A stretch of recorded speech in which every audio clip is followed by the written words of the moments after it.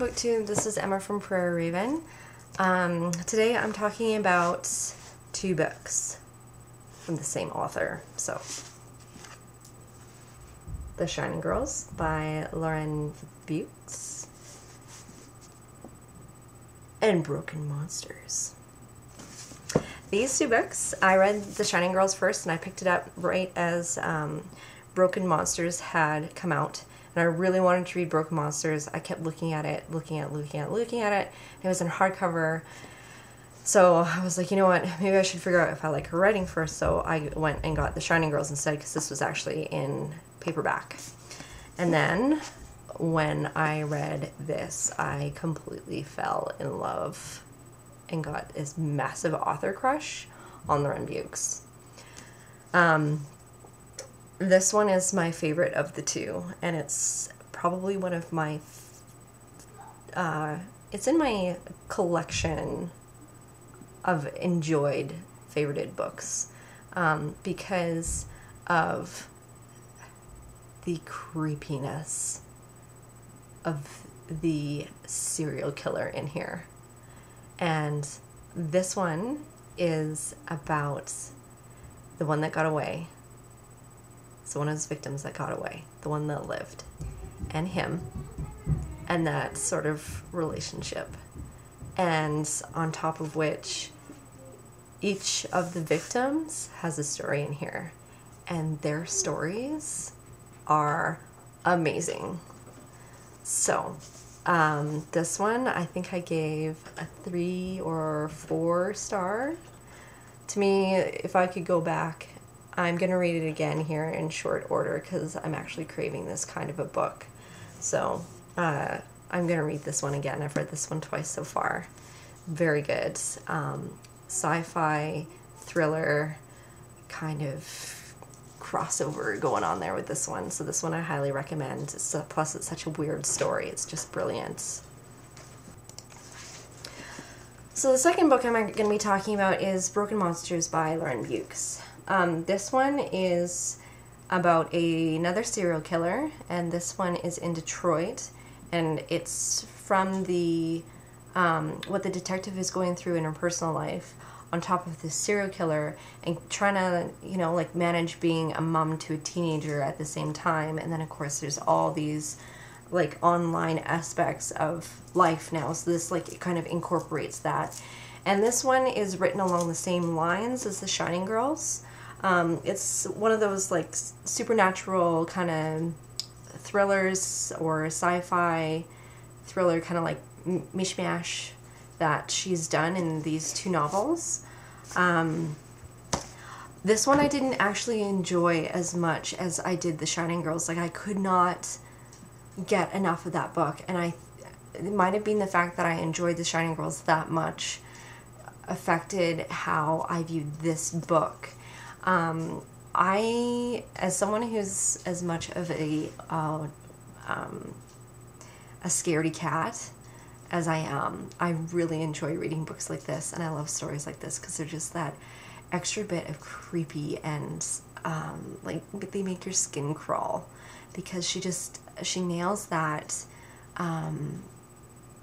that other side of humanity, you know.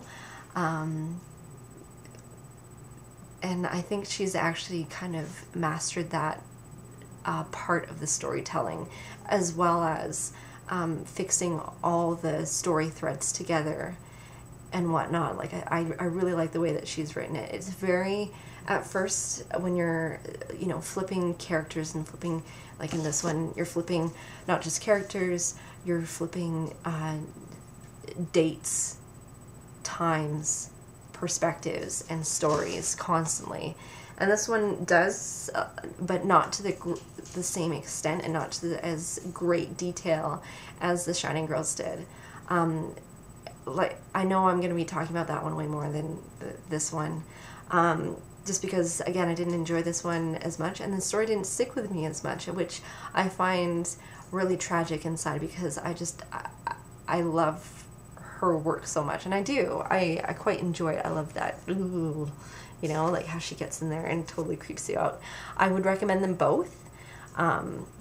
for the exact same kind of reader, someone who likes those psychological thrillers, with a little bit of sci-fi kind of mixed in, but not like, oh look, a spaceship is coming down from outer space. Like, it's not that kind of sci-fi. It's just taking something a little bit different, which would make it more sci-fi. Like this one is goes back and forth between time, which is fantastic, but it seems really disjointed until you're a good part of the way into the book and you're like, oh, okay, now I get what's going on here.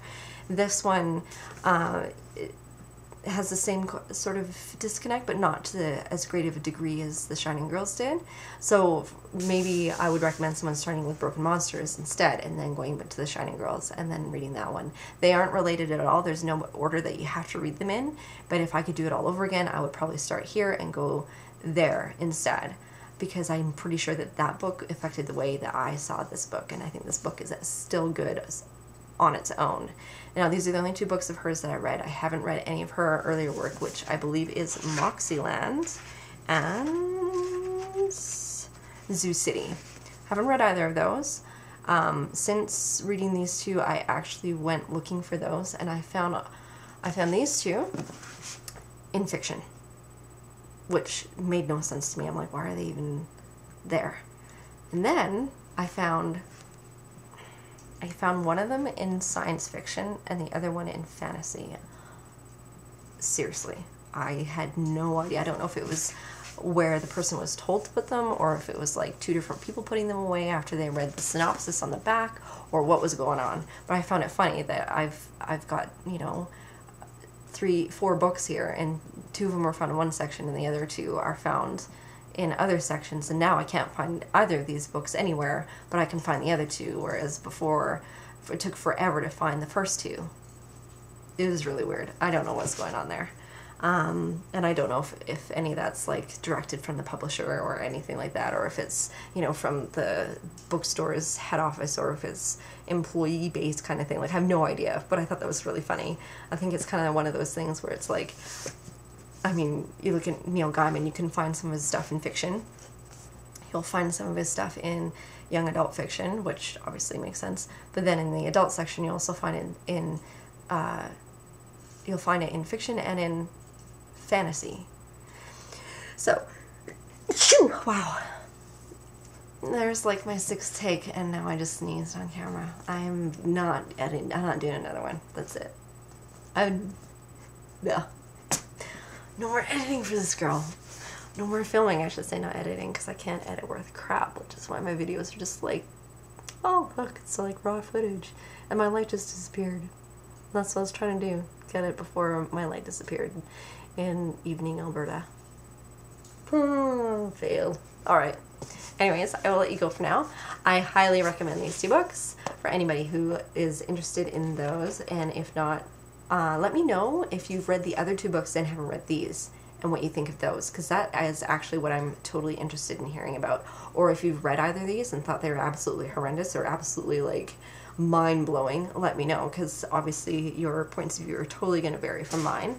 And as always, thanks to everybody who comes by and makes a comment, or just watches or likes and recommends to their friends for my channel. Like, it's greatly appreciated.